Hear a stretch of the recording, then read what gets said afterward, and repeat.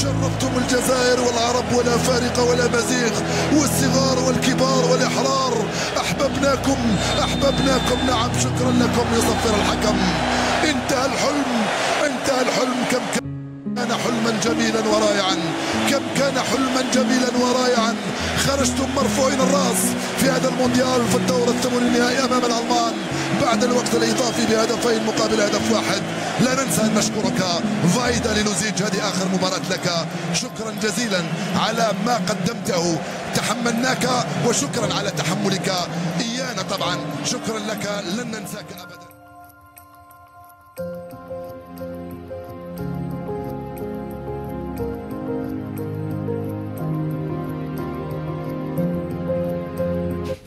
Bonjour à tous, nous nous retrouvons aujourd'hui pour le visionnage de cette vidéo très spéciale. Nous allons aujourd'hui évoquer le parcours de l'équipe nationale algérienne lors de la Coupe du Monde 2014 organisée au Brésil. Une Coupe du Monde qui fut historique pour les guerriers du désert. Mais avant cela, nous devons remonter le temps lors de la Coupe du Monde 2010 organisée en Afrique du Sud.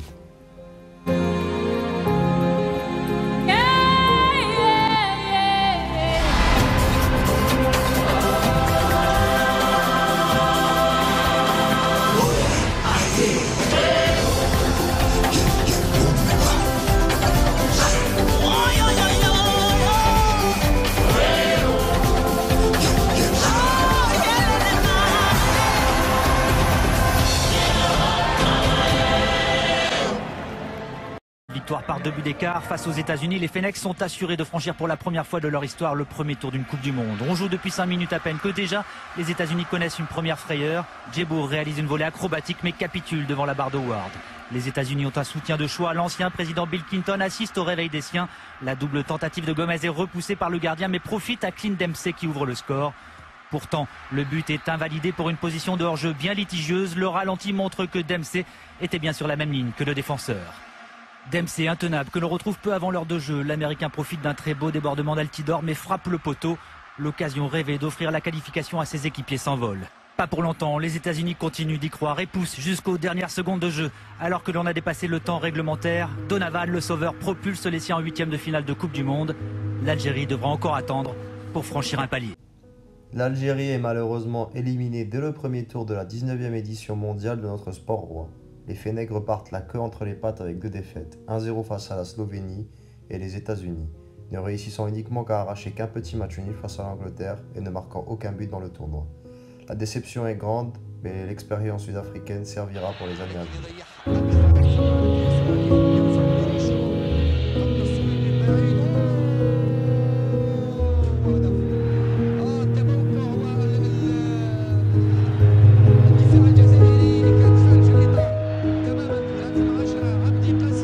L'après-Coupe du Monde 2010 va être très compliqué à gérer pour le football algérien. Rabah Saadane est maintenu momentanément à son poste de sélectionneur, mais pas pour longtemps. Le technicien local qui a tant donné pour le football algérien quittera son poste de sélectionneur après un revers face au Gabon 2-1 à domicile et un match nul décevant enregistré face à la Tanzanie. L'heure peut être de tourner la page. Rabah Saadane quitte la sélection en septembre 2010 après avoir rendu des services énormes et des travaux très importants pour cette équipe. Il sera remplacé par Abdelhak Benchikha. Ce dernier aura mission de qualifier l'équipe nationale algérienne pour la Coupe d'Afrique des Nations 2012 qui se déroulera en Guinée équatoriale et au Gabon. Les Fennecs, qui semblaient avoir perdu leur arme de guerrier du désert, vont aller perdre 2-0 face à la République centrafricaine, compromettant de manière nette les chances de qualification pour la CAN 2012. Et le match nul face au Luxembourg au mois de novembre 2010 ne fera qu'empirer l'ambiance nauséabonde qui règne autour de l'équipe nationale algérienne.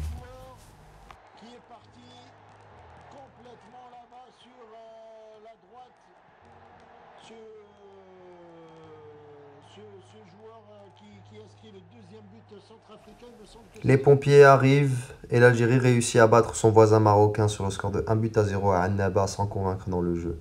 Cependant, en juin 2011, l'Algérie se rend à Marrakech pour affronter son homologue marocain. Défaite 4-0, les Verts se couvrent de honte dans un match qui est définitivement oublié.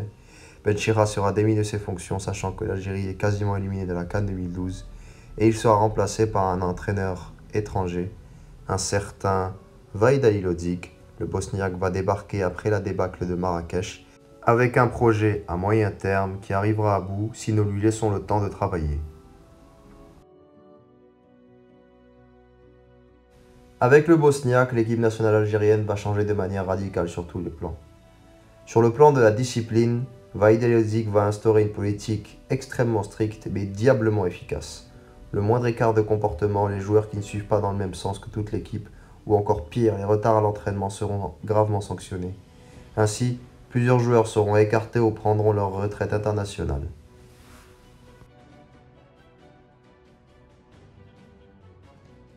L'équipe nationale algérienne se retrouvera alors dans une espèce de forme de transition où la génération de 2010 et de Omdurman laissera petit à petit sa place à l'arrivée de nouveaux joueurs. Cette génération qui aura tant marqué l'histoire de ce pays avec une qualification à la Coupe du Monde 2010 et une demi-finale de Cannes, va laisser place à des jeunes joueurs que le Bosniaque Vahid Halilhodžić va petit à petit intégrer dans l'effectif. La méthode Vahid sera incarnée par le travail acharné, ainsi que son adjoint, la légende algérienne Nourdine Kourichi, le préparateur physique Cyril Moigne, en passant par les nutritionnistes et le reste du staff technique seront très importants pour le développement de cette équipe. L'équipe de Vahid avait tout pour briller à moyen long terme si on lui laissait le temps de travailler. Commença ainsi le mandat de Vahid Halilhodžić. L'ère Vahid commencera par un match nul en terre tanzanienne, un but partout, qui éliminera l'Algérie de la CAN 2012 de manière définitive. Les Verts, qui étaient quasiment éliminés, vont proposer du bon contenu lors de cette rencontre. Quelques jours plus tard, les guerriers du désert prendront leur revanche face à la République centrafricaine avec une victoire 2-0. Des buts de Hassan Yebda et de Fouad Qadir donneront la première victoire à Vahid Halilhodžić, commençant ainsi d'une bonne manière son mandat.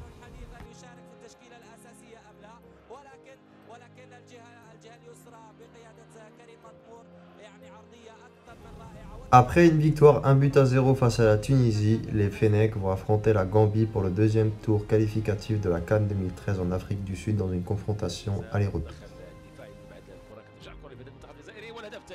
الهدف الثاني لفائدة المنتخب الجزائري في غولي كما قلت اللي هو مستقبل كرة القدم الجزائرية واللي كيلعب بنادي فالنسيا من مواليد 1989 يتمكن من إحراز الهدف. ماذا هناك؟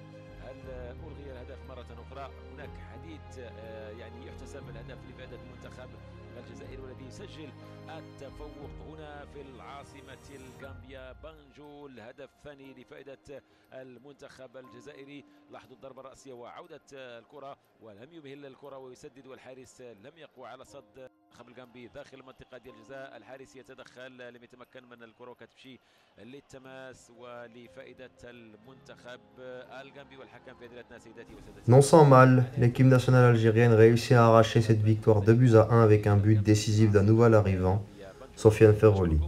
Les Verts sont alors en ballottage favorable en attendant le match retour.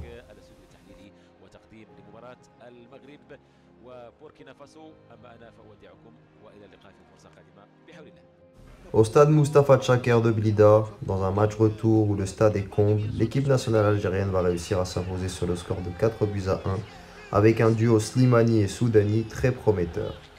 Lentement mais sûrement, l'Algérie se reconstruit.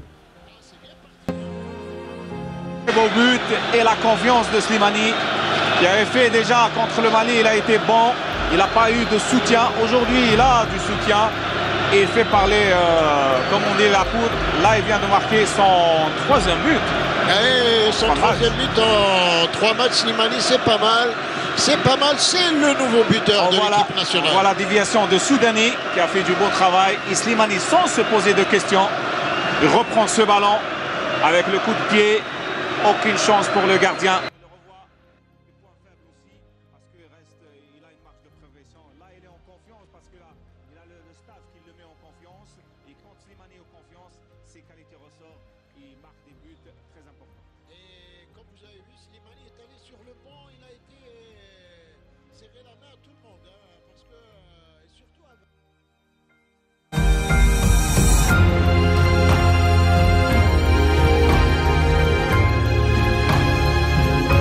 Casablanca, l'Algérie va rencontrer la Libye dans le cadre de la dernière phase des éliminatoires de la CAN 2013 dans une double confrontation qualificative.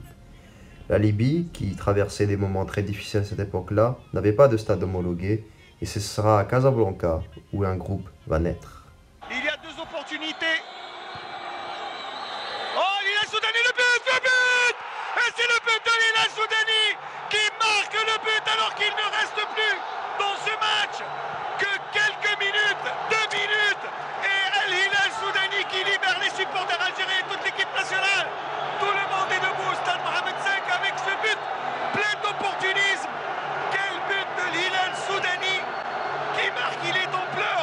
Dans les ultimes instants de la rencontre, le duo Slimani-Soudani permettra de donner la victoire aux Verts.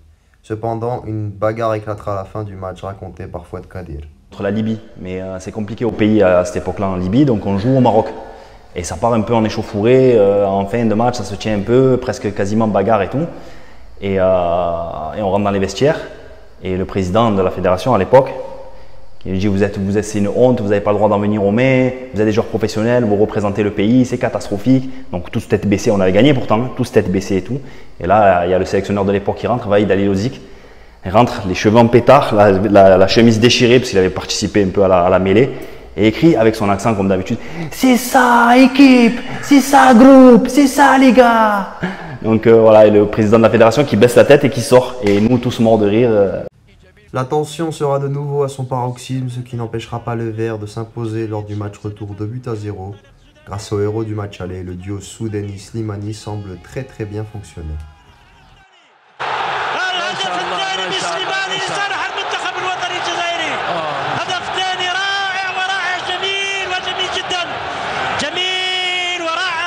L'Algérie s'imposera donc sur le score de 2-0 et se qualifiera à la CAN 2013. Mais faisons un petit bond dans le temps et revenons quelques mois d'intervalle. Avant les vacances de 2012, l'Algérie doit affronter le Rwanda et le Mali pour le compte des éliminatoires de la Coupe du Monde 2014. Pour préparer ces deux matchs avec l'accord du président Mohamed Al-Aourawa, les hommes de Vaïd Alilozic affronteront le Niger avec une victoire 3-0, afin de bien préparer les deux premières rencontres qui seront d'une importance capitale. Chaud le centre. Et quel but magnifique! Djabour. Magnifique but de Djabour. Reprise du plat du pied. Le deuxième but n'était pas loin. Et ça, reprise du plat du pied comme les grands avant-centres. Et ça, c'est un but d'avant-centre où il y avait justement l'équipe. On voit ici le centre, la passe de Hachoud qui a été repris par l'une d'eux. Et ça tombe dans les pieds d'un attaquant. Au moment où il contrôle, le contrôle orienté, juste il croise son ballon. Aucune chose pour le gardien où il le surprend. Voilà. Le petit contrôle, il y avait même la petite poussette où il n'a pas déséquilibré Soudani. Et au départ, c'est une erreur de la défense. Et la sortie du gardien, peut-être le but. Et c'est le but. Un but pour l'Algérie. Et quel... Voilà, on la revoit ici. On la voit au bout de bouse, fait la bonne passe qu'il faut. Et au moment où le gardien sort, ça touche Ferrouli du dos. Et Bouzid pour son gardien, Bouhi. Une longue balle pour Djabour. Djabour qui remet à Boudbouz. Boudbouz qui décale bien.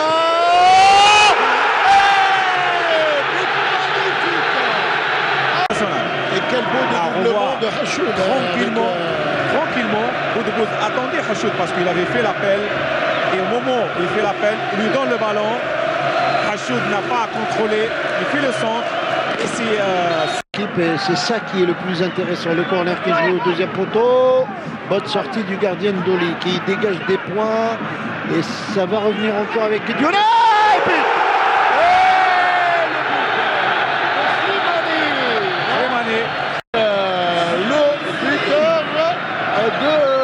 Ce match, on voit ici le centre, troisième but de la tête avec le centre qui a été parfait, les côtés surtout parce que...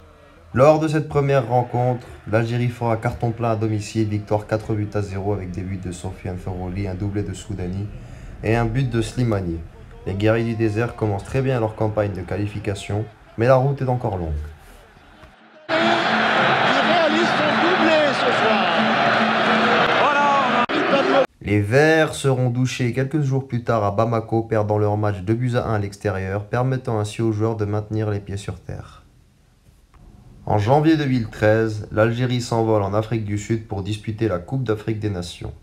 Dans un groupe de la mort composé de la Côte d'Ivoire, de la Tunisie et du Togo, les guerriers du désert vont commencer à affronter leurs voisins tunisiens. Algérienne et c'est la tête de Slimani. Oui, avec une équipe algérienne qui s'est projetée vers l'avant tout au long de la première mi-temps, qui a dominé les débats, qu'il y a eu quelques tentatives algériennes, parce que c'est vrai qu'on a senti les Fennecs prendre le jeu à leur compte. Là, cette fois-ci, c'est la frappe de Fouad Kadir, sortie une nouvelle fois par Ben Cherifa, le gardien tunisien. Oui, avec un Fegouli qui est au milieu de terrain, a pratiquement gagné tous les ballons et qui a fait la différence. Et on le voit avec une équipe algérienne qui est très agressive, qui va chercher les Tunisiennes très très haut et qui, sur cette occasion-là, aurait pu mériter d'ouvrir le score avec cette occasion de Slimani, occasion d'un attaquant en très grande forme en ce moment. Pape, on peut apprécier également le travail de Sofiane Fegouli qui s'éclate en Espagne à Valence. Oui, on peut apprécier effectivement le travail de Fegouli, mais le travail d'ensemble, comme Gérard vient de dire, équilibré au fur et à mesure de la deuxième mi-temps. Les Algériens n'ont peut-être pas dit leur dernier mot, mais dit la scène, dégagé par Ahmed Abdenour, le défenseur toulousain sur le genou de Fouad Kadir.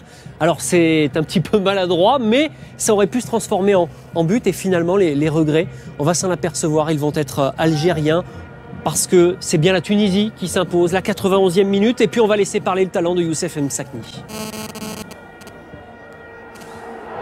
La frappe en pleine lucarne, Gérard. On parlait des tentatives lointaines, cette fois-ci c'est 100% de réussite. Oui, un bon dribble extérieur et puis il laisse le gardien. Dans une rencontre dominée de A à Y, les guerriers du désert vont manquer énormément de réalisme et le football va punir l'Algérie. Défaite 1-0 face à la Tunisie, mais rien n'est perdu. L'Algérie se prépare donc à affronter le Togo dans un match qui est déjà décisif. Surdominant la rencontre, l'Algérie ne trouvera pas la faille, manquant encore une fois énormément de réussite et ce qui devait arriver arriva. L'Algérie va encaisser l'ouverture du score et les épervés du Togo vont faire le break. L'Algérie est déjà éliminée, la colère monte de la part des supporters. بزاف خسروا مع تونس 1-0 زادوا خسروا 2-0 بزاف حشمونا ما قدرناش مره هادو ما يستاهلوش المايو اللي راهم لابسينه هذاك تريكو ماتوا عليه الشهداء ديبلاسينا عليهم 10000 كيلومتر انا خسرنا عليهم دراهم. Néanmoins, l'Algérie sauvera l'honneur lors de la dernière rencontre face à la Côte d'Ivoire, 2 buts partout. Footballistiquement, l'Algérie était la meilleure équipe du groupe, mais malheureusement, le football a été très cruel avec les Verts.